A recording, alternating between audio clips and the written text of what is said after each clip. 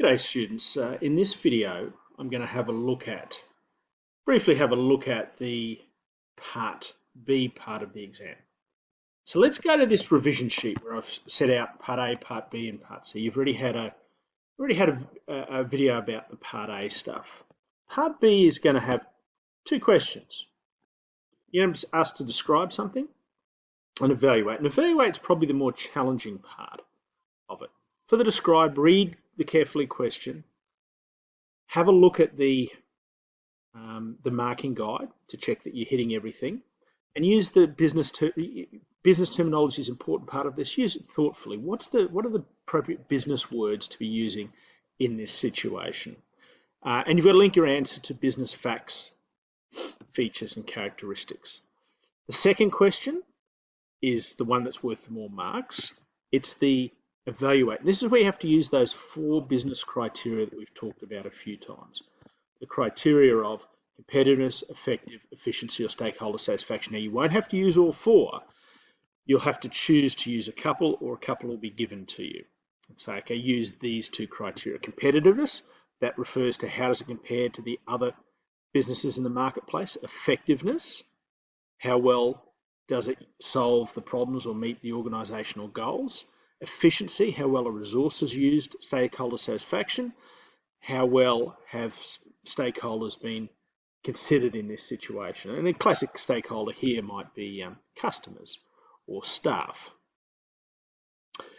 I think there's a great idea to use a table, and then you have to make and justify a decision for the business situation. What do we think about what's going on here? Now let's have a look at the practice exam. Okay, the first one was describe the likely legal ownership of the business and describe the benefits that flow from the venture. The stimulus was about a business that's on Stradbroke Island. The second question was select a strategy. So from the stimulus, don't just make up any strategy. It's got to be one hinted at the stimulus that this camping organisation could look at. And I think I used glamping. Glamping was talked about as being an increasingly popular style of like fancy camping, and evaluate the strategy using the criteria, given the criteria of competitiveness and stakeholder satisfaction, and then make a decision about the suitability of the strategic direction. And you'll notice in the brackets we've got a word count for both. So let's have a look and see what I have done here. I've tried to link to business information about sole traders, partnership, and company. And then I've decided this business is described as an enterprise. It's significant, it's large, most likely a company owned by shareholders. So there's a nice little piece of business information there.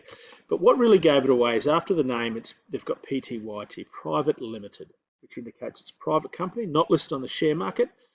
And we often talk about the benefits and downsides of business structure. So great time to include some of those business ideas. So you get a range of expertise and there's limited liability. Downsides of this means it's a more expensive, company is a more expensive structure, and you've got a whole lot of shareholders, or some shareholders you have to share the profits with.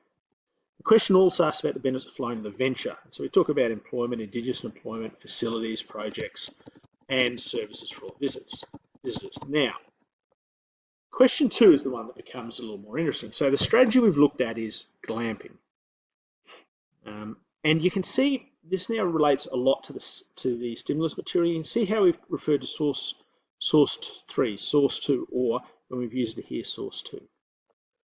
So the strategy we've decided to look at is increase the glamping opportunities for strategy camping. Now, strategy camping is the same name, it's like the more common name for the business. So it's still the same business we're talking about.